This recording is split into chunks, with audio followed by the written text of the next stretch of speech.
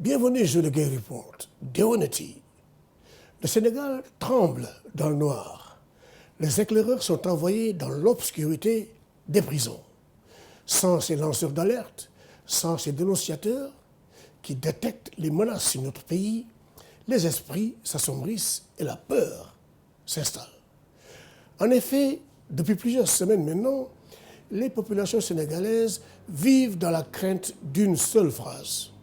Silence, on emprisonne. Oui, je dis bien, fermez-la, sinon nous allons vous arrêter. Si les responsables des forces de l'ordre affirment qu'ils agissent dans le cadre de leur mission de défense de la République, des populations et de leurs biens, le rythme et la fréquence auxquels vont ces arrestations, loin de rassurer les populations, les inquiètent fortement, les plongent dans une épouvante qui dure. Et la riposte déclenchée chez les militants du parti politique PASTEF face aux décisions de justice, à la violence de la répression des marches et manifestations, empire la situation, allume le feu et intensifie la terreur des populations. Ainsi, chroniqueurs politiques, journalistes indépendants, simples citoyens et militants s'exprimant sur les réseaux sociaux se sentent menacés et sont soit freinés dans leur élan, soit tout simplement amenés à se taire. Mais tout ça, c'est très grave.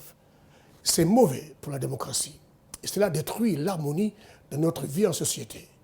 Critiquer le pouvoir, c'est lui donner des idées.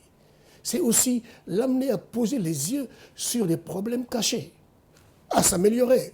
Cependant, notons bien que même si les critiques sont bienvenues dans la marche d'une démocratie, elles doivent être formulées dans le respect de la dignité des personnes que l'on critique. Car nous savons tous que la force et la vitesse de l'information aujourd'hui font que la diffamation gonfle facilement, va vite et traverse le globe en un clic par le système de partage.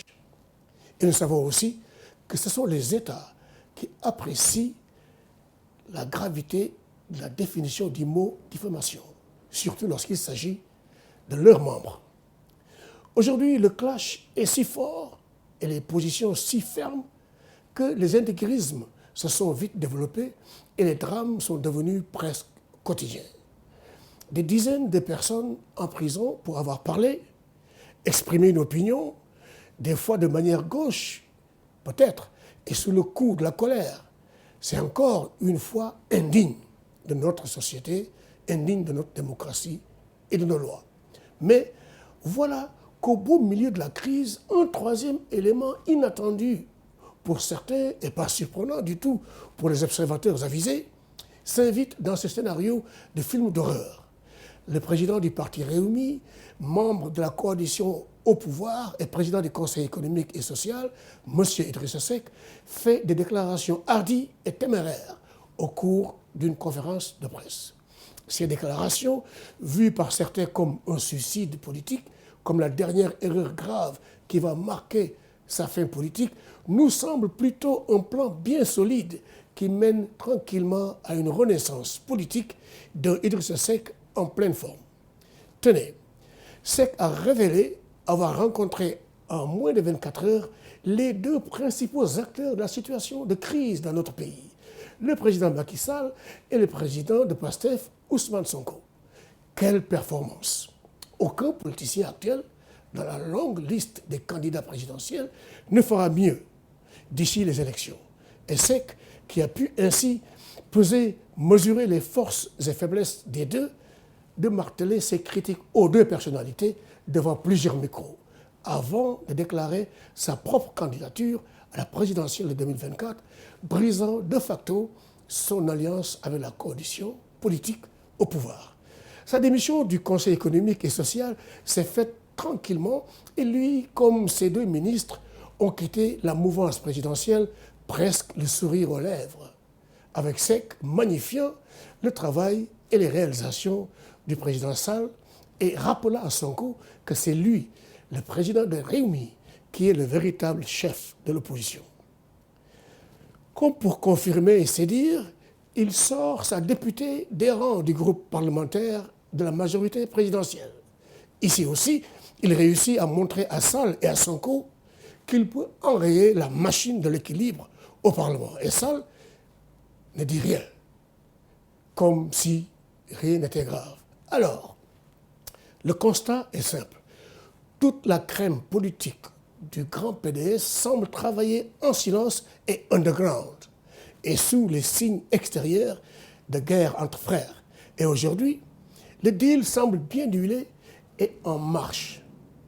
La noble porte de sortie du président, qui n'a toujours pas exprimé son souhait de rester au pouvoir, passera par les retrouvailles libérales et le déclencheur tant cherché semble être entre les mains de M. Idrissa Seck, qui lui aussi semble avoir bien négocié son rôle. Mais à quel prix? Pour le moment, Seck, comme les membres des hautes instances du PDS et de la PR, ne dit mot sur les emprisonnements et les convocations des journalistes. Un point commun, un accord tacite conclu entre les ennemis intimes en mission, et le PDS vient d'applaudir d'ailleurs des deux mains, l'appel au dialogue du président Sall. Et tout cela se passe par-dessus nos têtes. Et le Sénégal, qui se veut tranquille, le Sénégal de ceux qui veulent travailler, avancer, étudier, développer le monde, développer le pays, se trouve coincé, congelé dans les mains froides de politiciens professionnels. Et pendant ce temps, le pays tremble, car défense de parler du chauffeur et surtout défense de parler au chauffeur.